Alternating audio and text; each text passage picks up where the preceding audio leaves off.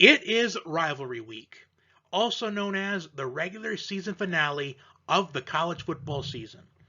And if I were to rank all the weeks throughout the college football season, this week would rank second only behind week 1, as this week has produced some of college football's most iconic moments. The kick six, one of the most iconic moments in sports history, in my opinion. The controversial fourth down between Michigan and Ohio State back in 2016, where it looked like it was inches short, but Ohio State was given the first down and they went on to win that game in overtime. And even though Notre Dame and USC, they don't typically play on rivalry weekend, one of the most infamous moments in college football history took place when these two teams faced off against each other. The Bush Push. So with the matchups we have this week, I think it is certain to say that we're going to be in for a lot more of iconic moments in college football. Before I get to the predictions this week, I have a brand new top 10 ranking. Now, there was a little bit of movement in this ranking, but there could have easily been a lot more movement if certain games ended a certain way. But the top 4 remain the same. Georgia at 1, Ohio State at 2, TCU at 3, Michigan at 4, at number 5, USC, number 6, LSU, number 7, Alabama, number 8, Clemson, number 9, Oregon, and rounding out my top 10 at number 10, Penn State. Without further ado, let's get to the rivalry week, week 13, college football predictions. Kicking things off with Nebraska and Iowa, and immediately what sticks out to me is the spread. The spread is currently set at Iowa minus 10.5. And every single time in the last 3-4 years, I've looked at this matchup, I've looked at the spread in particular, and I ask myself every single year, why is this what the line is? Because in the 11 meetings between these two teams since Nebraska joined the Big Ten, 7 of them have been decided by less than 10 points, including the last 4 have been decided by less than 7. So Vegas is telling us that Iowa should be an 11-point favorite as the 123rd ranked scoring offense. Okay. Nebraska's 103rd in scoring offense. Scoring defense, however, Iowa has been carried by their defense for years now, including this year. Nebraska's 91st in scoring defense, 108th in total defense. Iowa is 5th in scoring defense and 6th in total defense. Now, the Hawkeyes have won 4 games in a row, while the Huskers, they have lost 5 in a row. So these teams are trending in opposite directions. But what do I say every single week when it comes to college football November? There's always teams with nothing to lose but can play spoiler. And that is the position Nebraska is in this matchup. Because with a win by the Hawkeyes, they will advance to the Big Ten championship game.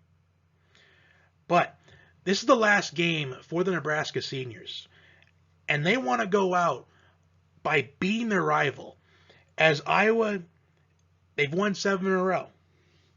Now, Nebraska's defense, they gave up 235 rushing yards last week to Wisconsin. But they did hold their own in that game. They didn't break. They may have bended, but they didn't break. Iowa's defense, they allowed 312 rushing yards last week against Minnesota, including 263 to Mo Ibrahim. I'm going to pick Iowa to win this game, but Nebraska is going to cover in this game. I think Iowa is only going to win by 3 points. I think with Nebraska's defense holding their own last week against Wisconsin for the most part, I think they're going to carry that momentum into this matchup, and it's going to be a low-scoring game. It's probably going to be a 13-10 game, but Iowa comes out on top. Up next, we have Tulane and Cincinnati. The winner of this game will host the AAC championship game next week. And a potential New Year's Six bid is on the line in this matchup, as these are the 2 highest ranked group of 5 teams. At least they will be once the ranking comes out tomorrow, as UCF lost to Navy last week. Now, Tulane is 28th in total defense, while Cincinnati, they are 22nd. Tulane is 18th in scoring defense, while Cincinnati is 21st. So these teams match up pretty evenly. But I'm going to go with the coach that has the better experience in these types of games, and that is Luke Fickell with Cincinnati. Luke Fickell is going to have this team ready. He's going to have this team disciplined, and I think Cincinnati is going to win this game. I don't think handily, because Tulane has shown all season long that they are just not going to be a team that's going to be pushed over. Tulane is a very scrappy team. Cincinnati, they have a big win this season over Kansas State. While Cincinnati, they have had a really good season so far, but it's not as good as the season last year when they made the college football playoff. But Cincinnati, they've done really well despite losing a lot from last year. And I think Cincinnati wins this game, and they will host the AAC championship game next week. Up next, we have the Iron Bowl, Auburn and Alabama. Alabama is currently a 21.5-point favorite. Now, how does Auburn give themselves a chance in this game? Well, for starters, dictate the pace of the game with running back Tank Bigsby. But it's going to be a tough task because last season in the Iron Bowl, Tank Bigsby was held to 63 yards on 29 carries. But the next best thing is to be the more disciplined team.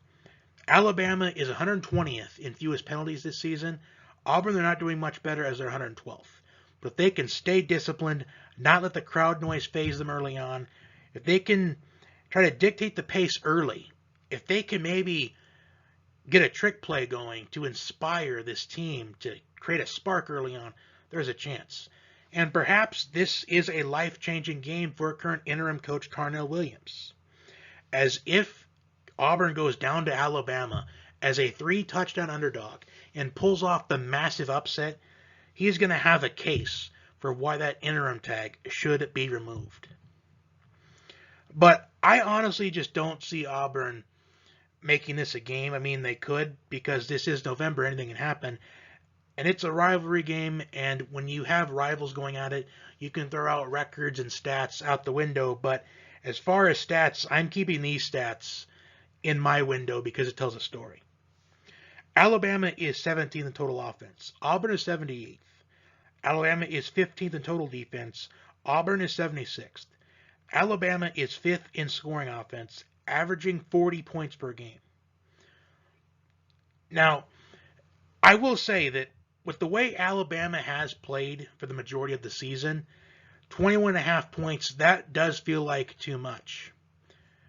But I think Alabama wins this game, but as far as covering, as bad as Auburn has been this season, and as bad as Alabama's played, 21.5, that might be too much. But either way, Alabama will win that game. South Carolina and Clemson. South Carolina is coming off of the massive upset win against Tennessee last week, 63-38. Now, that was a prime example of a team that has nothing to lose, but a team that has everything to lose. And once again, this is a game that is in the same boat. Clemson, they have a lot to lose. Clemson, they have an relatively outside shot of the college football playoff if enough chaos happens in the final 2 weeks of the year.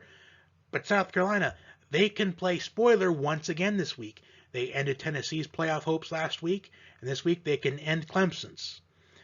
At least any slim hope that Clemson has of the college football playoff. But the difference in this game this week than last week, Tennessee doesn't play defense at all.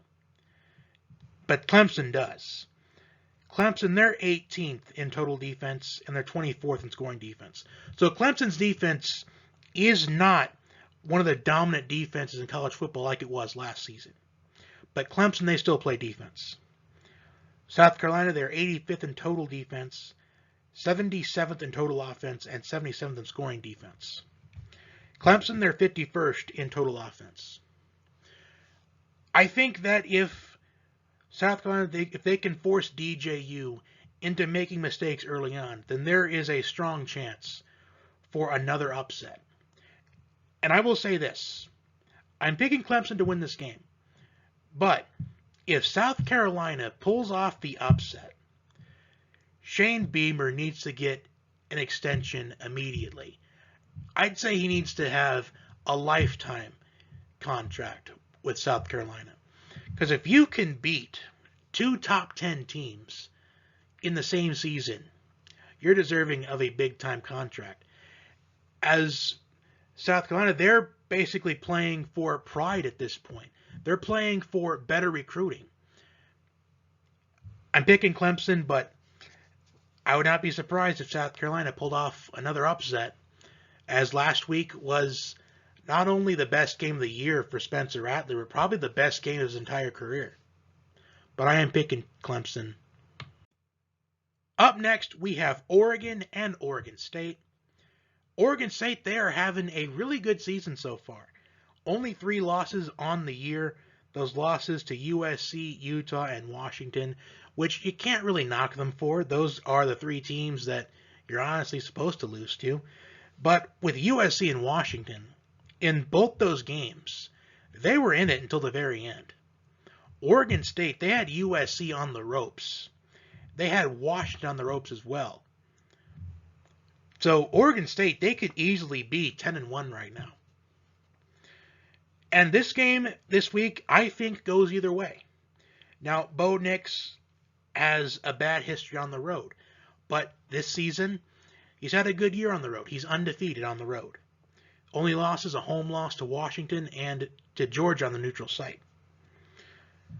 Oregon State, they have the 25th best defense by stats in the country.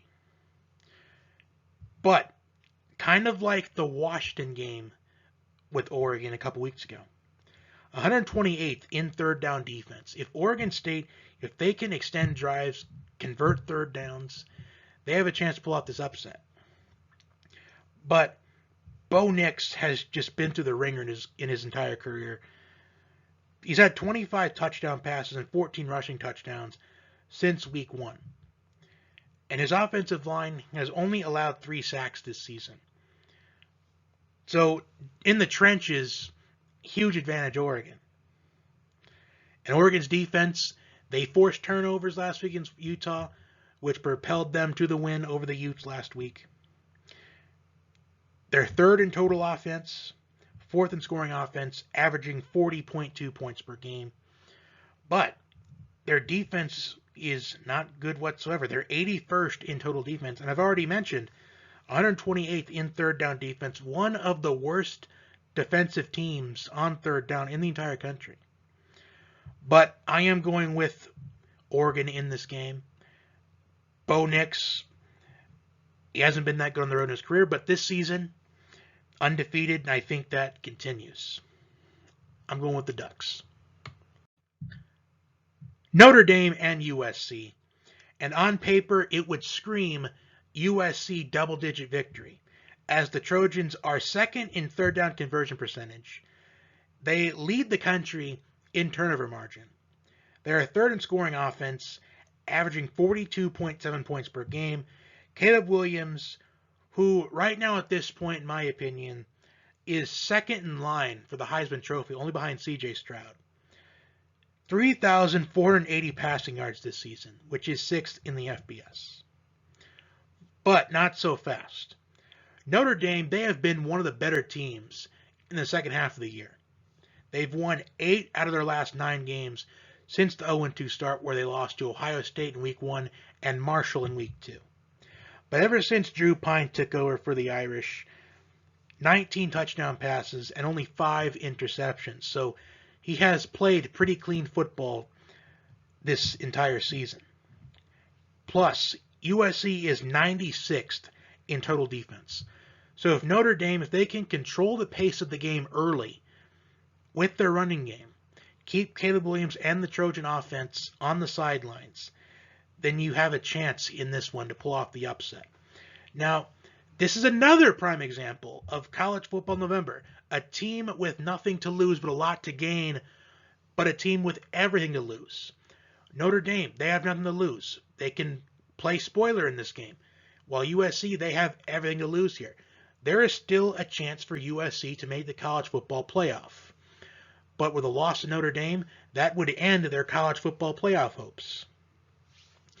Now, I am going to go with the Trojans to win this game, however, but I would not be surprised if the Irish pulled off this upset.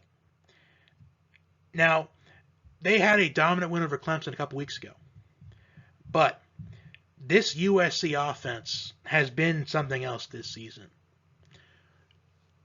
But Notre Dame, they do not have the best history when it comes to games that matter and that are extremely important. But they have that big win over Clemson a couple weeks ago, but I'm going with the Trojan this one. But if Notre Dame pull off the upset, I would not be surprised.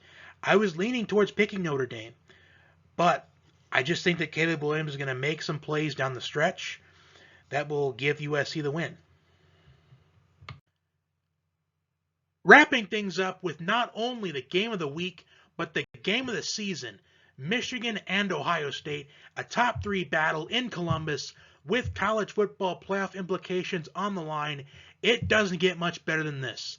The only thing you can really complain about is the fact that this game is being played at noon Eastern time. Thanks a lot, TV rights. But what a matchup we're in for. A top 3 matchup. The big question here is who is going to be at running back for these two teams. For Michigan, Blake Corum left the game early last week against Illinois. He's third in the FBS in rushing yards at 1,457, only behind Chase Brown for Illinois and Mo Ibrahim for Minnesota. For Ohio State, the status of Travion Henderson, he was available last week against Maryland, but he was not used in that offense that much. But we saw Dallin Hayden step up, 146 yards and 3 touchdowns. The status of Mayan Williams and Jackson Smith-Njigba are unknown, as Jackson Smith-Njigba has been hurt all throughout the year. He only has had 5 catches this season, a projected first-round pick in April's NFL draft, but we have seen Marvin Harrison Jr. step up for the Buckeyes this season with 1,037 receiving yards and 11 touchdowns this season. The Buckeyes are tied for the best scoring offense in college football, only behind Tennessee, at 46.5 points per game. But Michigan's offense has been good too. They are 9th in scoring offense, averaging 39.4 points per game.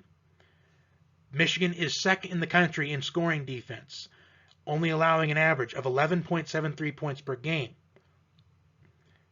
Ohio State, their defense has been good this season as well, as Ohio State's defense was a big question mark coming into the season. And this is the ultimate test for that defense. They gave up 5 rushing touchdowns last season to Hassan Haskins. But the Buckeyes, they sit at 9th in total defense. However, Michigan is 1st in total defense. The Wolverines are also 3rd in time of possession. So this is going to go one of 2 ways. Either this is going to be a high-scoring game, or this is going to be one of those 17-14 defensive battles. But I'm leaning towards it being one of those high-scoring games. I think we're going to be in for a 42-38 type of game. In fact, I would not be surprised if this game went into overtime. But I am going to go with Ohio State in this matchup. I just think if it comes down to the last few minutes, I've got to give the edge to the more experienced quarterback in C.J. Stroud, the better receiving core. So I am picking the Buckeyes to win this game of the year, and they advance to the Big Ten championship game. Winner of this game advances to the Big Ten title game, and a virtual lock for the college football playoff, while whoever loses this game is going to have to sweat it out on Selection Sunday. That will do it for my Week 13 college football predictions. Like, share, comment, and subscribe. And for those of you that don't tune in for the NFL picks, have a happy Thanksgiving and enjoy the college football this weekend. It's going to be a good one.